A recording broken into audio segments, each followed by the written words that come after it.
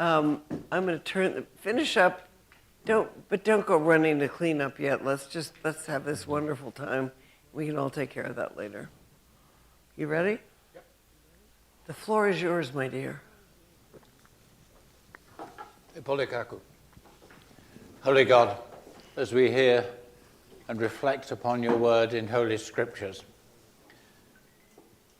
and we wrestle with the complexities that your word presents to us, may all that you have given us in Scriptures nonetheless live in us, inspire us, and send us out from here with your living word, empowering and enabling all that we do. And this to your glory we pray it. Amen. Amen. Well, great to see you all again, and I echo everything that Manny said about the wonderful meal. A wonderful meal every week. Am I loud enough now? Yep. Sorry about that. Well, I mean, it really is wonderful being here on Ireland with you. Wonderful in every way. Yes, seeing all of you at the various different church gatherings here at Pawillo and at Beach Mass as well. Informal gatherings in people's homes. We've been so blessed by everything that we've been part of. And it was, I think, maybe about 4 or 5 days ago, I'm not sure which, but Liz and I and our friend Alan, who isn't able to be here tonight because he's gone at Monarchia, we went to Harvey. And whilst we were there, I was reading some stuff about the area where the village of Harvey is. Harvey, yeah, where it is. And I think in one of the things that I read, it talked about how people recovered from the sugar industry declining and then ending. And it basically said that, I mean, what can happen when an industry declines in an area or goes extinct? The township, shall we say, or the village, whatever it is, can die with it and become a ghost town, or it can find a way of reinventing itself in some way. And that's what I read happened to Harvey, that how the residents of Harvey decided, they dug in, they stayed there, and they reinvented themselves with what we would call in the UK cottage industries, local industries that would attract visitors, attract other people to come and live there. And so the area has regenerated. Yeah, good. And then at St. Columba's last night, I was asking, what had happened there? Was there something similar when the sugar industry on that coast, Hanakua Coast, is it? Hamakua Coast, when the sugar stopped there. And they said, well, didn't happen in quite the same way as Harvey, because people started commuting to the emerging tourist resorts on the west coast. And so in a sense, a little bit sad that, but nonetheless, at least people stayed there, and there is still a resident community in Pawillo and in those settlements, if I may call them that, along that particular coast. Now, you may wonder what all of this has got to do with Jesus' cry of dereliction from the cross. So just be patient a while, and I'll get there. Because it did interest me, because when I was first ordained in the late 1970s, my first position was as a curate. Now, a curate, I don't know if you have them here, but it's basically a junior assistant priest in a particular area. And I was the curate in this church, this Episcopal church, in a town in Scotland called Falkirk. Now, if you imagine this is Scotland, think diagrammatically, this is Scotland. In the middle, about 2/3 of the way down, is Falkirk. right? That's where I was for the first 3 and a bit years of my ordained ministry. 30 miles to the east is Edinburgh. You may not have heard of Falkirk, you don't need to have, but you will have heard of Edinburgh. 30 miles to the west is Glasgow. You will have heard of that too. 30 miles to the north is Stirling. 3 significant cities in Scotland in a triangle with Falkirk sort of at the bottom. Now, Falkirk historically was for 100 or so years, 150 maybe years, had been based around heavy steel engineering and manufacture.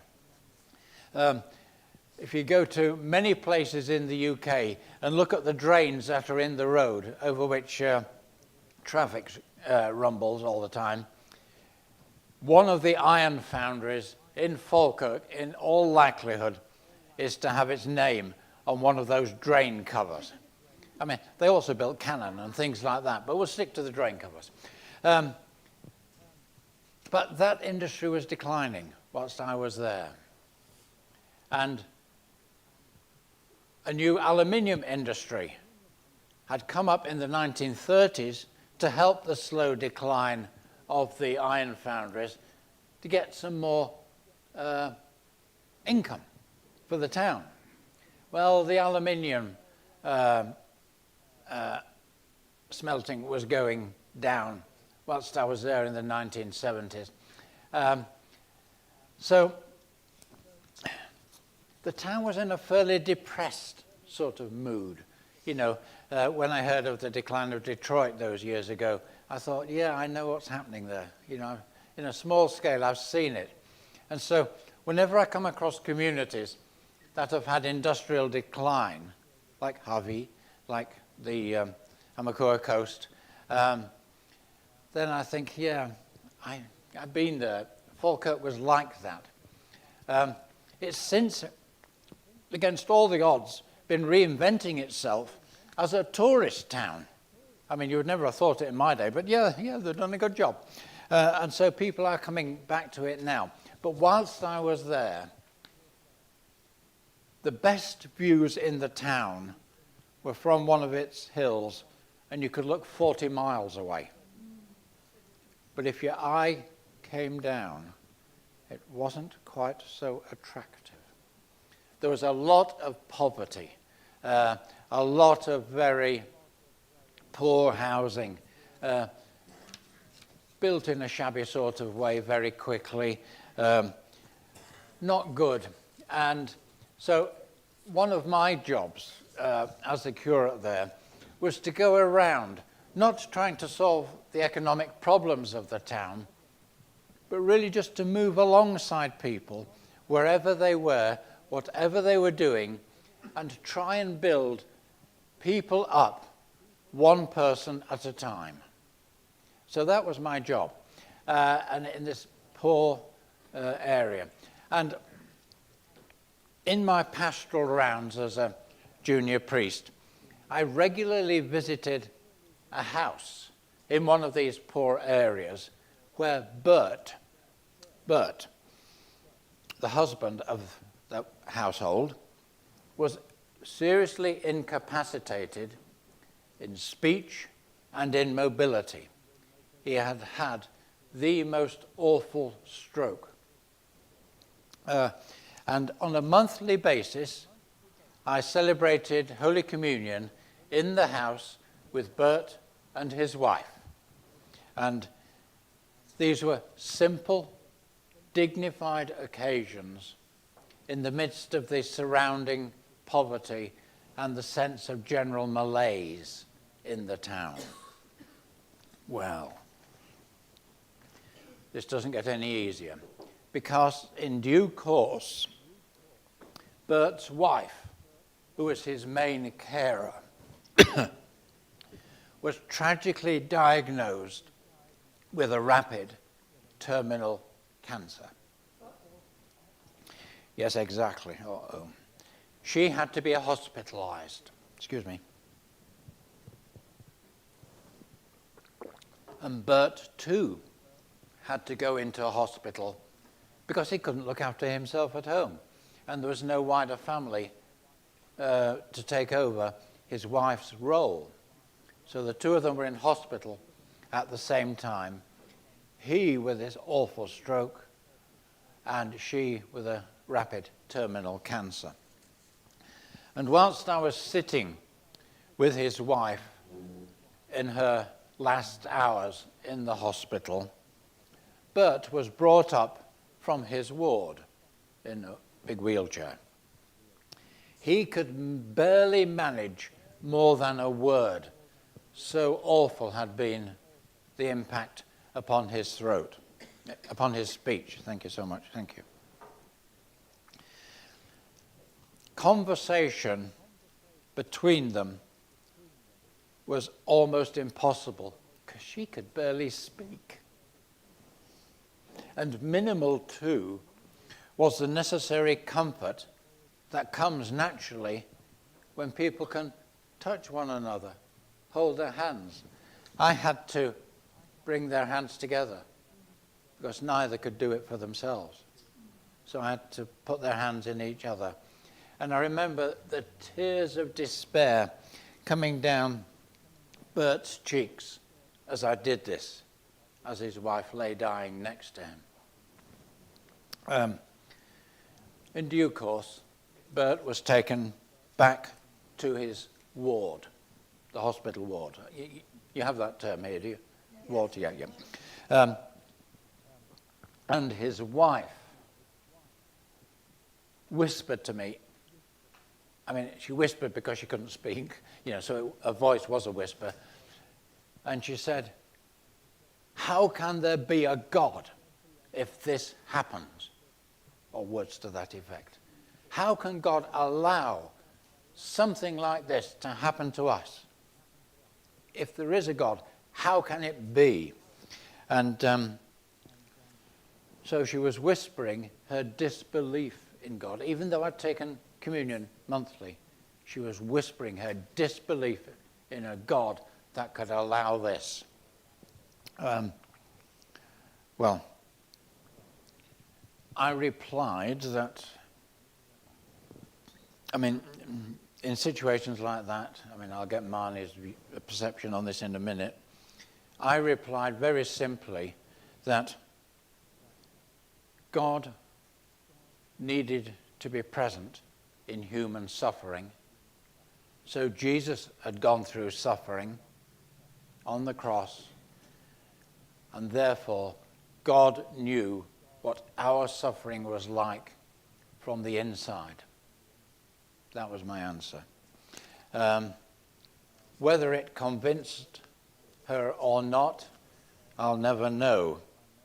Though I have to say, there was a look of some realization on her face when I said, God knows what suffering is like because Jesus went there into human suffering. Well, she died later that day.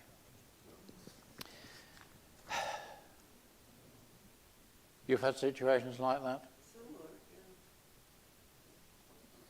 yeah. I don't know, I never know.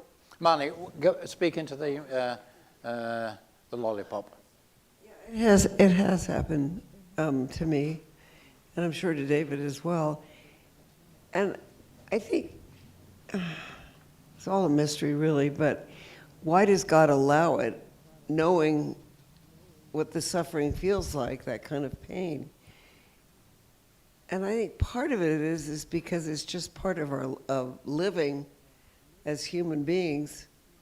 We know God doesn't ordain this kind of thing, I don't think anyway. No. But we live in a broken world, a broken creation, but what we do know is that she and her husband, when the time came for him, that they were greeted with open arms, right into the arms of Jesus.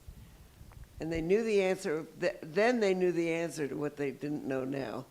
In this life. Yeah. And I believe that's gonna, I hear people who have led dreadful lives and been terrible people. And I always think to myself, The day will come when they're going to realize, oh, now I get it. You know, Yeah. But at the time, you don't know it. no, you Does don't. anyone else want to say something? Yeah, take the microphone over. Thank you, Marnie. Anybody else after Marnie? After this? I heard you talking about the not plantation, sugar mill. Yeah. And I had an uncle that used to work for the sugar mill. And I was living with my auntie at that time, and my auntie would make his lunch in the morning. And we would go, and she would toot the horn, and he would hear us, and he would come up and grab his lunch and go back down. And he used to use the crane to pick up the sugar cane and put it in the cane chocks, and the cane chocks would go. But he had a really good job. And he loved it dearly. But came to a point where he died first, and then my auntie died after that. And I really missed them because, like I said, I used to live with them. And they knew, my whole family knew Jesus. We was raised up in the Lord. And my grandma made sure that we went to church, because if we never go to church, she would rebuke us right there. Yeah, she would just tell us, you guys need to go to church. And so, we was raised up in the Lord. And I really love Jesus. And so often I've heard it said when people offer stories like you've done, when, say, someone has been brought up in the way that you were describing, how when they die, they feel so lost that their main carers have gone. And how can God allow that? Yeah. Any other thoughts from anyone else? Okay, I'll carry on. You see now how I've got to Jesus' fourth word from the cross, because there was Jesus on the cross, and two of the Gospels have recorded him saying from the cross, my God, why have you forsaken me? And that's pretty well what Bert's wife was saying. Pretty well the same. Because those are words not just spoken that once by Jesus, but those are words that resonate from the chasms of anguish every time the reality of God's absence is there in the hours of one's deepest despair.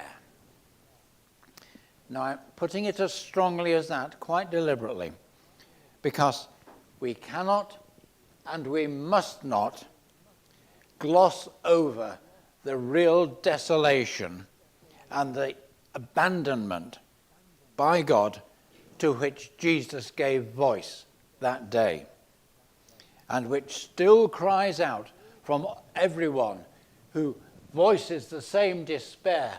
My God, why have you forsaken me? Why have you deserted me? Left me, so on. The same words ring out every time.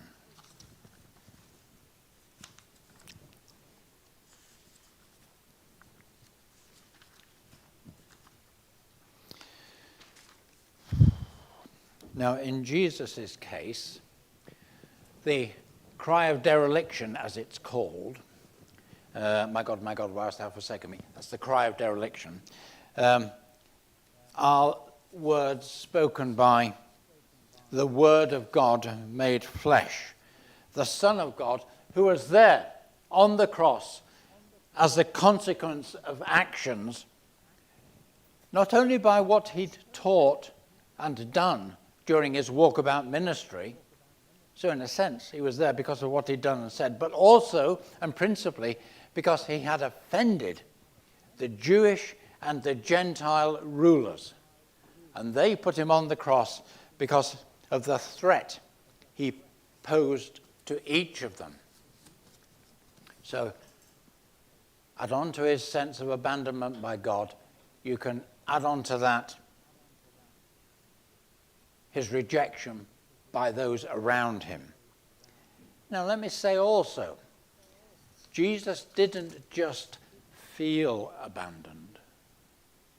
if you say that, such an interpretation tries to sugar these hard, brutal words into a nice, comforting, almost British acceptability. We cannot do that because it would be wrong. The words that Jesus uttered that day, in all their gaping rawness, have to be taken as they are, because that's how two of the gospel writers have recorded them. What Jesus said in that cry of dereliction cannot be plied with artificial sweetness to calm our troubled and potentially offended breasts at the sound of his searing, scorching words. If we don't like what Jesus said, let's not put sugar on it to try and make it easy. Let's stick with the hard words. Because the cry of Jesus reveals the anguish of someone utterly rejected by just about every friend and foe alike, with little or no mercy to hand. And it came during the 6th to the 9th hour of his execution day. 3 hours. 3 hours of waiting to hear, perhaps to anticipate, even to hope. Perhaps Jesus even hoped that rescue would come to him.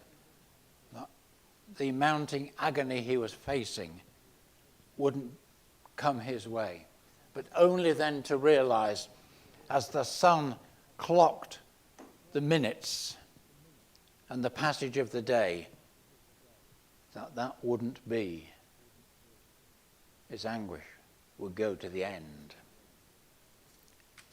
The deepest sadness of Jesus' humanity, and I believe those words, the cry of dereliction, was offered by Jesus at the moment.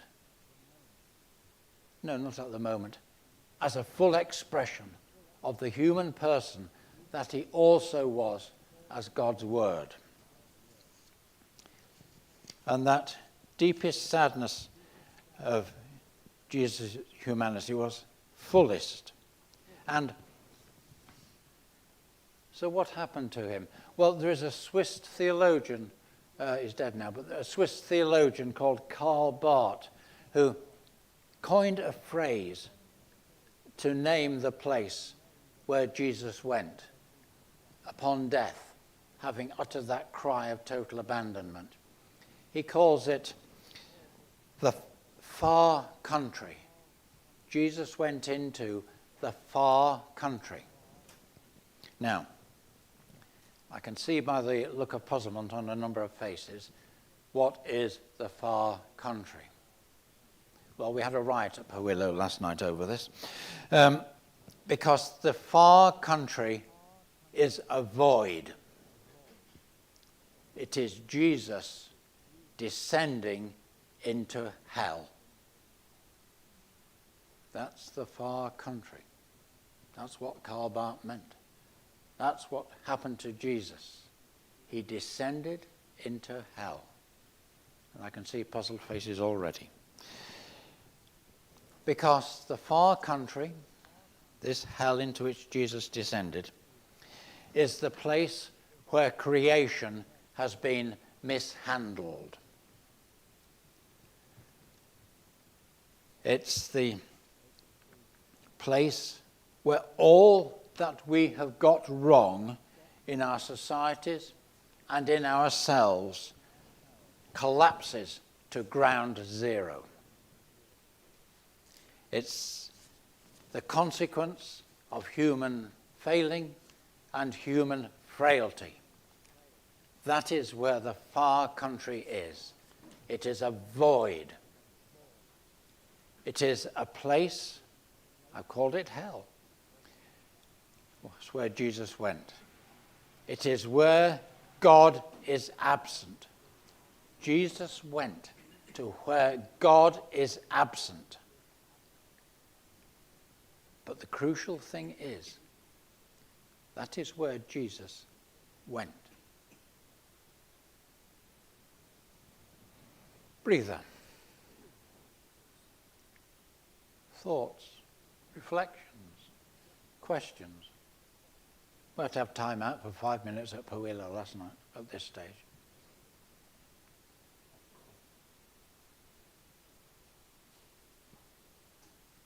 Jesus went into hell. What is that saying to you? Go on the end.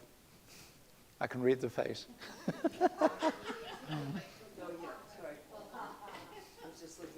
Don't worry, Frank is on after you, so... Oh, no, Frankie... No. Ladies first. No. Okay, Frankie, it is you. Far country brings to mind the parable of the two sons. Uh-huh. One went to the far country after he got his money from the father. Is that the same thing? Or is a far country something that you go into by yourself? Not really a physical place. Because of that question, Frankie, you have really clearly read and absorbed Karl Barth, Church Dogmatics, Volume 4, Part 1, page 59. Did you read all about Karl Barth? Yeah, that's exactly what Karl Barth, that's the biblical parallel that Karl Barth refers to. When the prodigal son left the father's home, he went to the place where the pigs are, the swine, he went into the far country. And that's exactly where Karl Barth got that phrase from. And he applied it to Jesus going into hell at his death. Top of the class, Frankie. Well done. Front here, Marnie. Oh, okay. Unless the lady next to Frankie wants to have a go.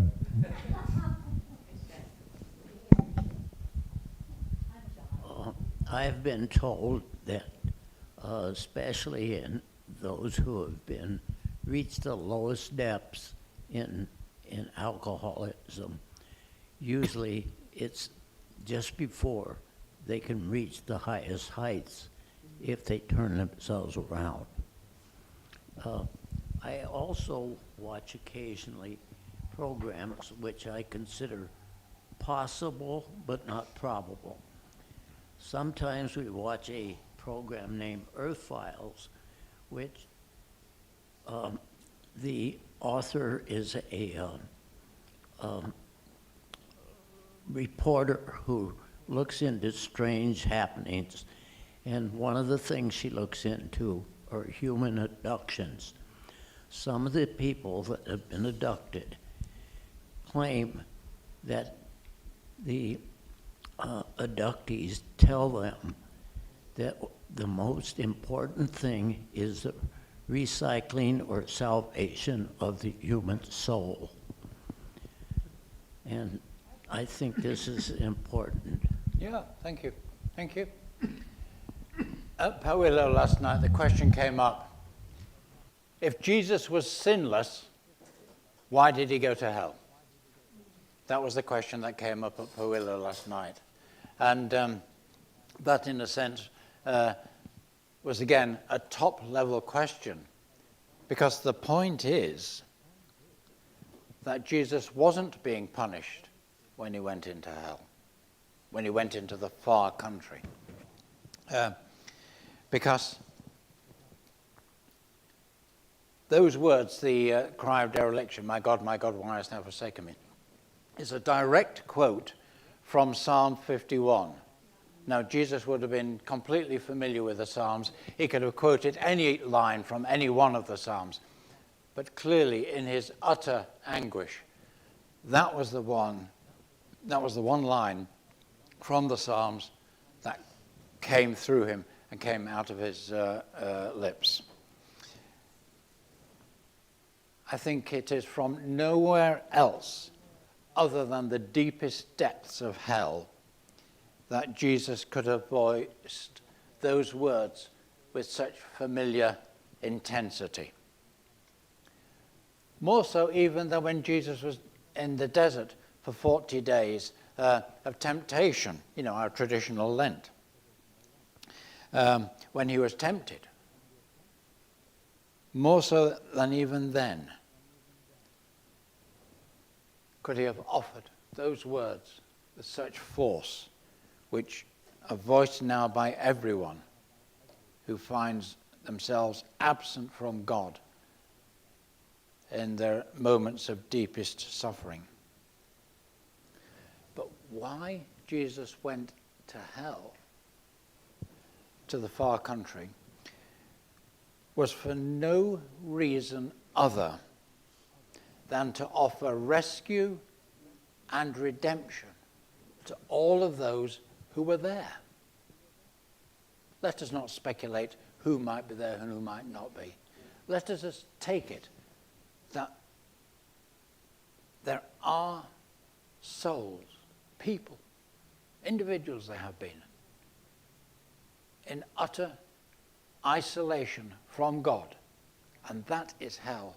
And Jesus went to that place to rescue them, to bring redemption from them. Now, there is in historic European art a lot of imagery, both particularly in painting, but I think it's also there in sculpture. If you imagine this to be, sorry about this, but you see what I'm doing, this to be a big tomb, this area here. In European art, there is very often, in many paintings from the Middle Ages, period, a picture of Jesus. It's clearly Jesus because he's in white and he's carrying a flag with a red cross on it, and that's significant, with one foot in this tomb, bringing lost souls who are absent from God, bringing them out of the tomb, or at least offering the way out for them. 1 foot in, but still 1 foot out. Or he might even be standing in, but bringing others out. And that's the descent of Jesus into hell, not because he was being punished, but so that he could offer redemption and rescue to those there. Now, yeah, with the microphone. Marnie's coming in now. Am I on? Oh, I am on. This reminds me, we discussed this at the noon Eucharist today, The Great Divorce by C.S. Lewis. You probably read it years ago. Years ago. Well, and that, as I remember it, people are on a bus and they're going into glory, those that want to. And the people that are living in this gray, ash-filled, dark, dreary place are the people that don't choose to go. They have no interest in it. They want to live their lives, this dull, boring, gray. Some of you may have read this.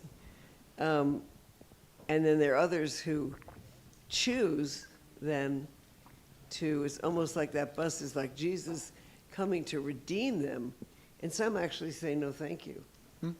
And others can't wait. Yeah, absolutely. And God is a God of love, as your sign up there says.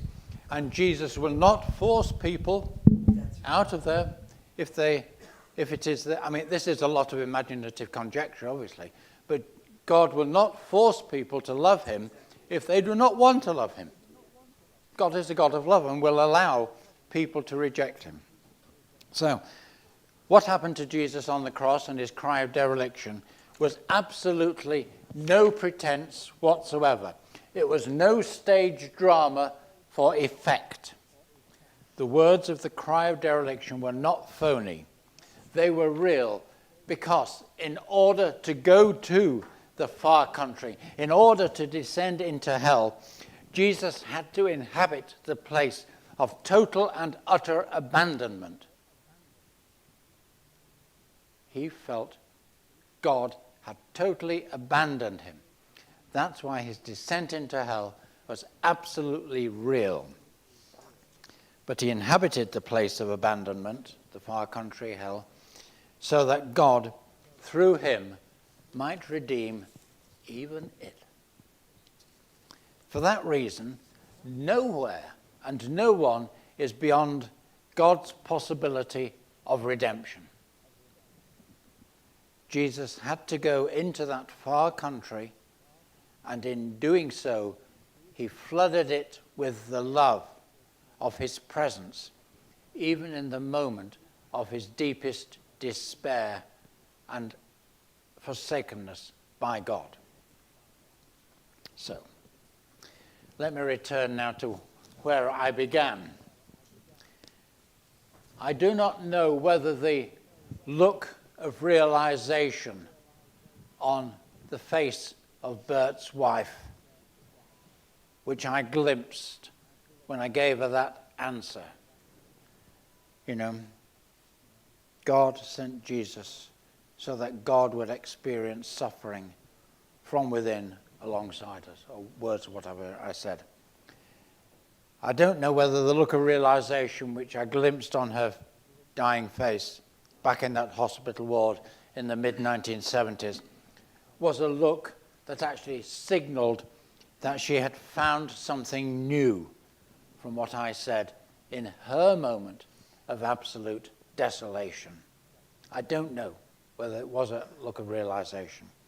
And nor do I know whether hers was a distant look from her already in that far country. I don't know. It may have been where she suddenly found herself alongside Jesus at that moment, in the way that you were saying, Marnie, at the beginning. It might have been. And equally, I have to accept the honest enigma that it might have been none of these. I don't know. But what I do know is that Jesus took his dying and his redeeming life into that far country. And that for each of us, as Marnie said right at the very beginning and took my punchline from me,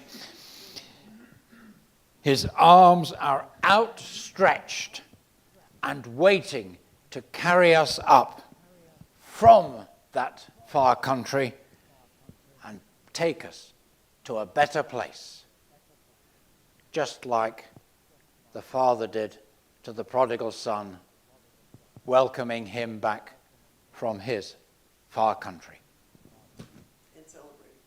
And celebrating. Bless you. That's it. Thank you. Thank you.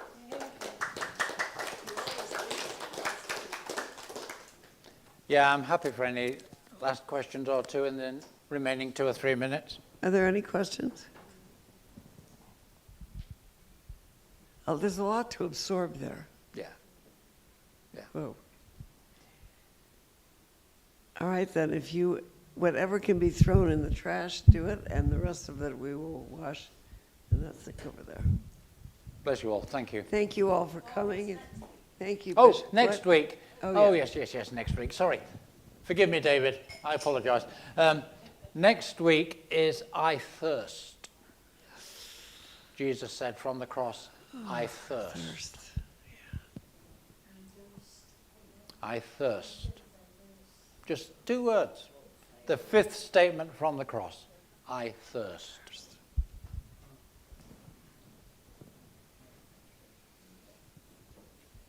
And thank you to the sound desk. Yes, they're stars. And thank you, everybody, for coming, bringing delicious food.